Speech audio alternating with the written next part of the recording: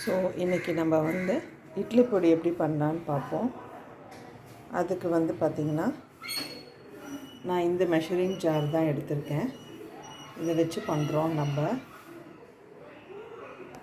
இதுக்கு தேவையான பொருள் பார்த்திங்கன்னா 1 டம்ளர் ஜீரகம், 1 டம்ளர் மிளகு, 1 டம்ளர் கடலைப்பருப்பு, 1 டம்ளர் உளுந்து வறுத்து எடுத்து வச்சுருக்காங்க, கொஞ்சம் 1/4 கப் வெந்தயம், 1 கப்பு கருவேப்பிலை பொடி நல்லா வறுத்து வச்சுருக்காங்க, 2 டம்ளர்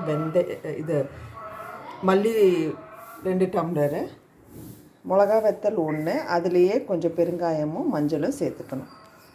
இதெல்லாம் அரைச்சிட்டு நான் காமிக்கிறேன் சாம்பார் பொடி எப்படின்னு.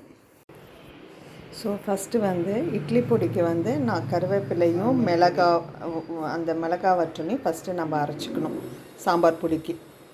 ஸோ அதை ஃபஸ்ட்டு அரைச்சி வச்சிட்டோம். இப்போ கொத்தமல்லி போட்டுட்டு மறுபடியும் ஒரு வாட்டி அரைச்சிடணும்.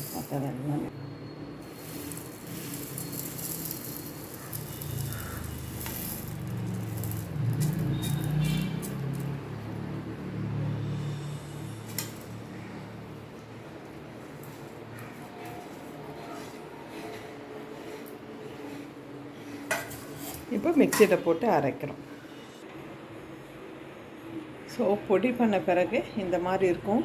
நீங்கள் அந்த கருவேப்பிலை நல்லா கொஞ்சம் வறுத்துட்டு போடுறதுனால அதோட ஸ்மெல் ரொம்ப நல்லா வருது.